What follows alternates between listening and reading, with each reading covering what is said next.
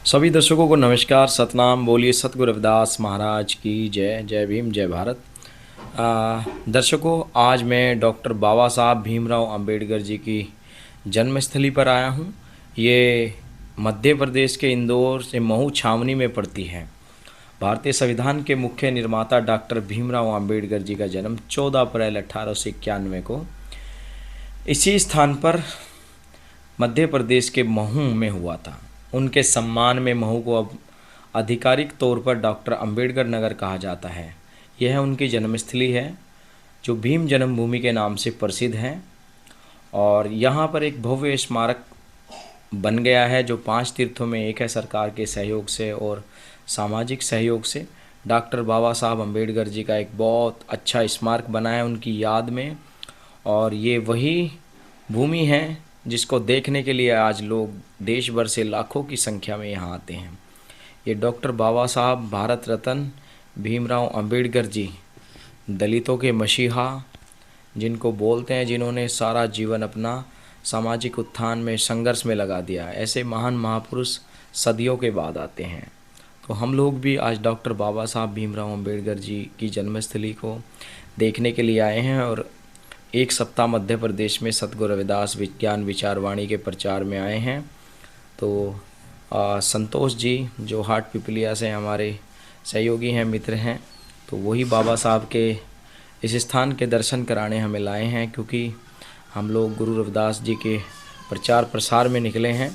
तो ये आप देख सकते हैं, बहुत अच्छा भवन है। बाबा साहब का एक स्टैचू लगा हुआ है और अंदर भी लेकर के चलेंगे। बहुत सोना दरबार है, आपको दिखाएंगे कि डॉक्टर बाबा साहब भीमराव अंबेडकर जी का स्मारक कितना अच्छा है बना हुआ है। डॉक्टर बाबा साहब अंबेडकर जी के जो पिताजी थे वो ब्रिटिश गवर्नमेंट में सूबेदार के पद पर रत थे। और इसी से ये जो एरिया है एक सैन्य छावनी है जिसको महू बोलते हैं। महू कोई गांव नहीं है। बहुत से लोग बोलते हैं कि एक गांव था, वहाँ बाबा साहब का जन्म हुआ। ये एक छावनी एरिया है और डिफेंस का एक बड़ा सेंटर है। तो ये काली पलटन इलाके में स्थित मकान में बाबा साहब का जन्म हुआ था। तो उनके पिताजी जो हैं सूबेदार थे। सभी को सतनाम बोली सतगुरु रविदास महाराज की जय। जय भीम जय भारत। आदरणीय गुरु प्रेमियों, आज मैं डॉक्टर बाबा साहब अंबेडकर जी की जन्मस्थली पर हूँ। महू ये मध्य प्रदेश में पड़ता है और आप देख सकते हैं बहुत अच्छा भवन है। अंदर दिखाते हैं आप।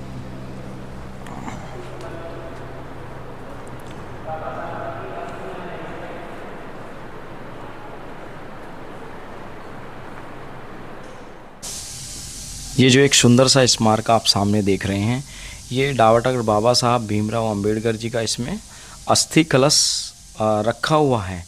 और यहाँ पर लोग जो हैं बाबा साहब को प्रणाम करते हैं, नमस्कार करते हैं, उनका धन्यवाद करते हैं अपने शब्दों से, अपने मन से, वचन से, कर्म से। क्योंकि महान महापुरुषों के योगदान की बदौलत ही समाज में उद्धार हुआ है। सब ने बहुत थोड़ा थोड़ा जिससे जितना हो सका प्रयास किया। तो उन्हीं सब महापुरुषों में से डॉक्टर बाबा साहब भीमराव अंबेडकर जी भी एक हैं जिनका सामाजिक उत्थान कल्याण में अहम योगदान है। ये आप देख सकते हैं। माता भीमा माई और पिता राम जी अंबेडकर के 14वें पुत्र रतन भीमराव राम जी सकपाल का जन्म काली पलटन महू में, यहाँ पूरा लिखा हुआ है, 14 अप्रैल 1891 में हुआ था। और ये बालक को माताजी और पिताजी डॉक्टर बाबा साहब अंबेडकर जी को झूले में झुला रहे हैं। एक चित्र दर्शाया गया है उनके जीवन से जुड़ा हुआ।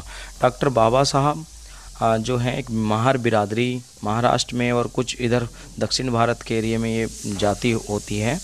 तो महार जाति में पैदा हुए थे और चमारों के यहाँ बाबा साहब का बहुत विशेष सम्मान है।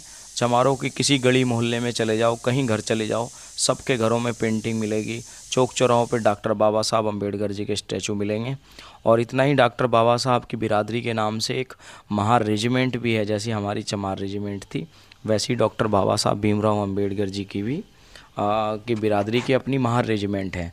तो ये बाबा साहब ने समाज के साथ साथ अपनी जाति का भी नाम ऊँचे उठाया और उन्होंने सर्व समाज के लिए, दलित पिछड़ों के लिए जो संघर्ष किया, जो उनके हक अधिकारों के लिए लड़ाइयाँ लड़ी, उनमें उनके साथ में स्वामी अछूतानंद जी और गदरी बाबू मंगूराम जी बाबू जगजीवन राम जी, बहुत सारे उस समय के हमारे जो सामाजिक समाज सुधारक लोग थे, उन्होंने सब ने अपने अपने प्रयास किए।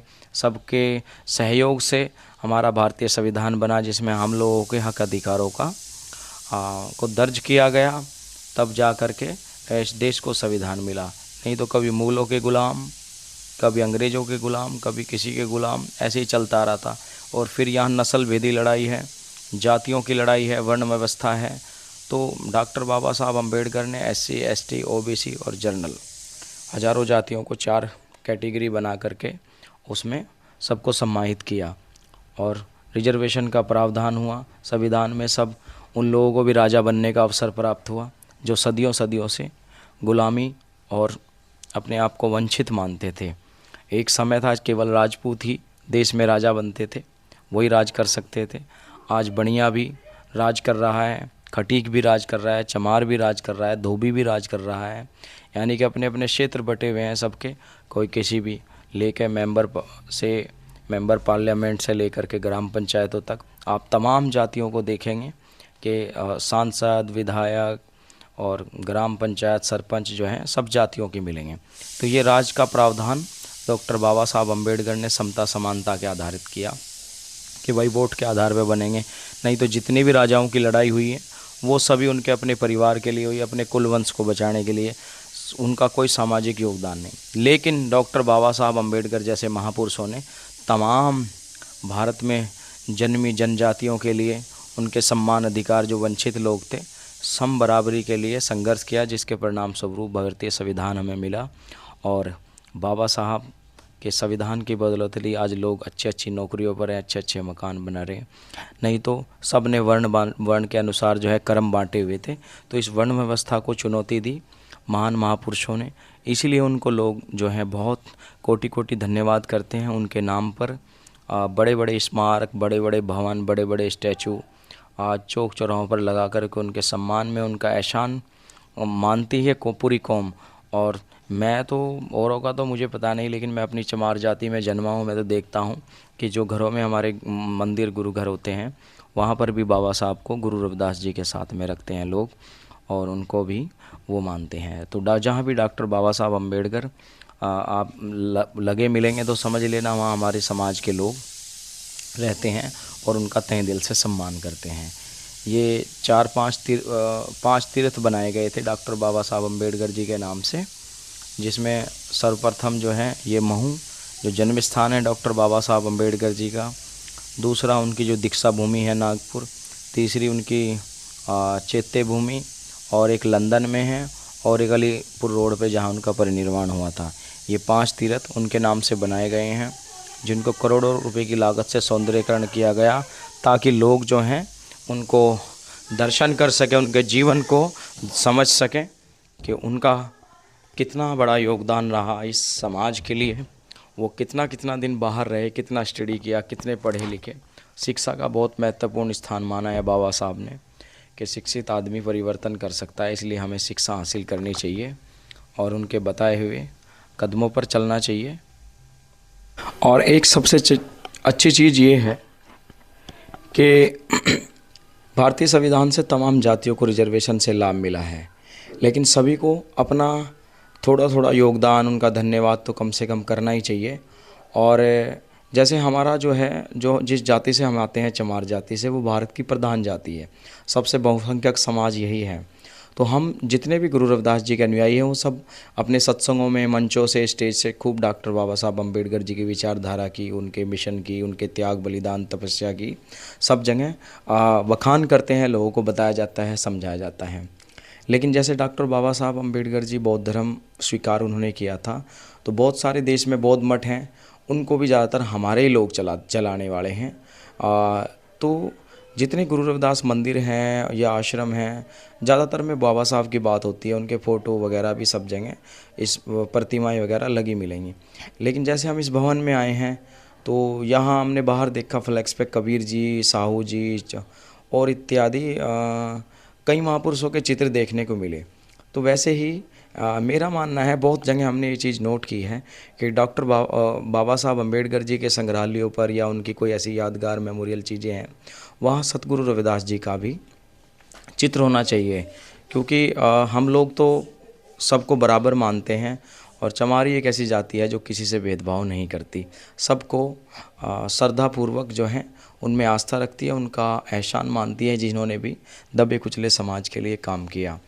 तो ये आप देख सकते हैं, तमाम उनके चित्र लगाए गए हैं और उनको चित्रों के माध्यम से आ, उनके जीवन में उनका जो संघर्ष हुआ है उसको दर्शाया गया है। तो यहाँ हाट पिपलिया की संगत जो है, जिसमें जीवन सिंह जी, आनंद जी, संतोष जी और भी बहुत सारे लोग हमारे साथ आए क्योंकि उनके नज़दीक पड़ता है। तो ये बहुत अच्छे लोग हैं और एमपी की गुरु रविदास प्रचार के लिए आए हैं हम गांव-गांव, नगर-नगर में।